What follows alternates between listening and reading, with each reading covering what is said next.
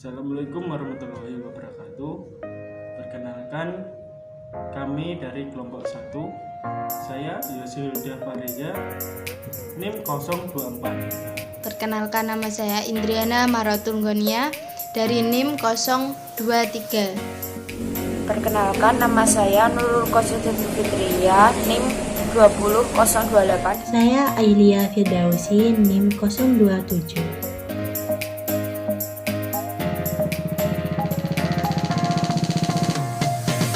Pengertian dari karya tulis. Karya tulis terdiri dari dua kata, yaitu karya dan tulis. Karya menurut Kamus Besar Bahasa Indonesia atau KBBI adalah pekerjaan, hasil perbuatan, ciptaan, terutama hasil karangan. Sedangkan kata tulis dalam Kamus Besar Bahasa Indonesia atau KBBI adalah huruf atau angka yang dibuat dengan pena atau pensil, cat, sebagainya, bersurat atau yang sudah disetujui yang ada tulisannya.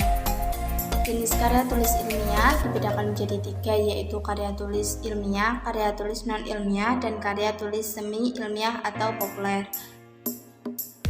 Karya tulis ilmiah merupakan suatu karangan atau tulisan yang diperoleh sesuai dengan sifat keilmuannya dan didasari oleh hasil pengamatan, peninjauan, penelitian dalam bidang tertentu, disusun menurut metode tertentu dengan sistematika penulisan yang bersantun bahasa, dan isinya dapat dipertanggungjawabkan kebenarannya atau keilmiahannya.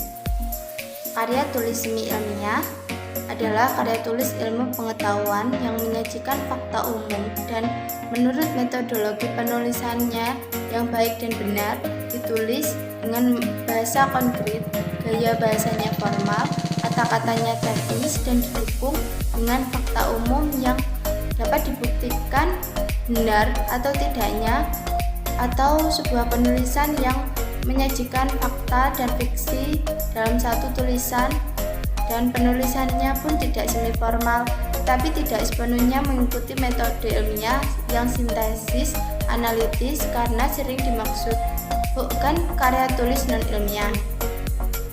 Maksud dari kata karya tulis non ilmiah tersebut ialah karena jenis semi ilmiah memang masih banyak digunakan, misal dalam komik, anekdot, dongeng, hikayat, novel, roman, dan cerpen. Karya non-ilmiah adalah karangan yang menyajikan fakta pribadi tentang pengetahuan dan pengalaman dalam kehidupan sehari-hari, bersifat subjektif, tidak didukung fakta umum, dan biasanya menggunakan gaya bahasa yang populer atau bisa digunakan tidak terlalu formal. Karya ilmiah adalah karangan yang memaparkan pendapat, hasil pengamatan, tinjauan, dan penelitian dalam bidang tertentu yang disusun menurut metode tertentu dengan sistematika penulisan bersantun bahasa dan isi yang kebenarannya dapat dipertanggungjawabkan atau fakta. Adapun pengertian karya ilmiah menurut para ahli, yaitu pertama, menurut Eko Susilo, karya ilmiah adalah satu karangan atau tulisan yang dapat sesuai sifat keilmuannya dan didasari oleh hasil pengamatan, pemantauan, penelitian dalam bidang tertentu, disusun menurut metode tertentu, serta sistematika penulisan yang bersantun bahasa dan isinya dapat dipertanggungjawabkan kebenarannya atau keilmiahannya. Yang kedua, menurut Dwi Loka dan Triana, karya ilmiah atau artikel ilmiah merupakan karya seorang ilmuwan atau pembangunan yang hendak membangun ilmu pengetahuan, teknologi, dan seni yang didapat melalui literatur, pengalaman, serta penelitian. Yang ketiga, pengertian karya tulis menurut KBBI, yaitu merupakan suatu karya tulis yang dibuat menggunakan prinsip-prinsip ilmiah dan berdasarkan fakta. Yang keempat, Pengertian karya tulis ilmiah menurut Wikipedia adalah laporan tertulis ditertibkan yang mengungkapkan hasil penelitian dan pengkajian yang dilakukan oleh seorang atau tim dengan memenuhi kaidah serta etika keilmuan yang ditaati oleh masyarakat keilmuan. 8. Resensi, yaitu tanggapan terhadap suatu karangan atau buku yang memaparkan manfaat karangan. 9. Monograf, yaitu karya asli menyeluruh dari suatu masalah. Monograf ini dapat berupa tesis ataupun disertasi. 10. Referat adalah tinjauan mengenai karangan sendiri dan karangan orang lain. 11. Habilitasi adalah karangan penting yang dikerjakan sarjana Departemen Pendidikan Nasional untuk bahan kuliah. Jenis karya tulis ilmiah. Yang pertama, makalah, yaitu karya tulis ilmiah yang mengutarakan suatu masalah dan pembahasannya berdasarkan data di lapangan yang bersifat empiris objektif. 2. Kertas kerja, yaitu karangan tertulis yang membahas masalah tertentu yang disampaikan dalam suatu seminar untuk mendapatkan jawaban lebih lanjut. 3. Skripsi adalah karya tulis ilmiah yang ditulis menurut pendapat orang lain dan diri sendiri. Data diperoleh melalui observasi lapangan atau percobaan laboratorium. Menurut Kamus Besar Bahasa Indonesia, skripsi ialah tulisan saintifik yang wajib dibuat oleh mahasiswa sebagai persyaratan akhir pendidikannya. 4. Tesis, yaitu merupakan pernyataan yang didukung oleh argumen yang disajikan dalam bentuk karangan untuk memperoleh gelar sarjana pada perguruan tinggi. Yang terakhir, disertasi adalah karya ilmiah yang menyajikan suatu dalil dan dibuktikan sendiri oleh penulis. Disertasi ini disusun sebagai tugas akhir untuk meraih gelar doktor.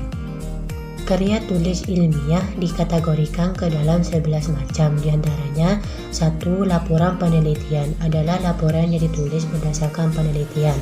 2. Skripsi adalah tulisan ilmiah untuk mendapatkan gelar akademik sarjana S1. 3. Tesis adalah tulisan ilmiah untuk mendapatkan gelar akademik S2 yaitu master. 4. Disertasi adalah tulisan ilmiah untuk mendapatkan gelar akademik S3 yaitu doktor. 5. Surat pembaca adalah surat yang berisi kritik dan tanggapan terhadap isi suatu tulisan ilmiah. 6. Laporan kasus adalah tulisan mengenai kasus-kasus yang ada yang dilandasi dengan teori. 7. Laporan tinjauan, yaitu tulisan yang berisi tinjauan karya ilmiah dalam kurun waktu tertentu. 8. Resensi, yaitu tanggapan terhadap suatu karangan atau buku yang memaparkan manfaat karangan. 9. Monograf, yaitu karya asli menyeluruh dari suatu masalah. Monograf ini dapat berupa tesis ataupun disertasi. 10. Referat adalah tinjauan mengenai karangan sendiri dan karangan orang lain. 11. Habilitasi adalah karangan penting yang dikerjakan sarjana Departemen Pendidikan Nasional untuk bahan kuliah. Selanjutnya, karakteristik bahasa, sistematika, dan isi. Tulisan yang dibuat harus mengacu pada teori. Teori dibutuhkan sebagai landasan berpikir dalam pembahasan suatu masalah. Harus logas, artinya tidak emosional, tidak kritis, dan tidak menimbulkan interpretasi lain. Hal ini harus diperhatikan dengan baik. Kemudian juga harus logis, artinya mengacu pada pembahasannya rasional dengan urutan yang konsisten. Tulisan tidak memuat hal-hal yang janggal atau tidak bisa dibuktikan kebenarannya, serta tidak boleh di luar nalar manusia. Efisien, artinya menggunakan kata, kalimat, dan bahasa yang baik, sesuai, dan mudah dipahami. Efektif, artinya tulisannya dibuat harus padat dan ringkas, tidak boleh bertele-tele atau memasukkan opini-opini yang tidak penting. Objektif, artinya mendasarkan pada fakta. Dalam hal ini, kerangka karya tulis ilmiah bersifat konkret dan benar apa adanya, tidak mengada-ngada. Sistematis, artinya baik penulisan dan pembahasan harus sesuai dengan prosedur dan sistem yang berlaku. Secara garis besar, kerangka contoh sistematika karya ilmiah adalah: yang pertama, judul; yang kedua, abstrak; yang ketiga, lembar persetujuan; yang keempat, kata pengantar; yang kelima, daftar isi; yang keenam, bab 1 pendahuluan yang berisi tentang latar belakang, perumusan masalah, dan tujuan penulisan.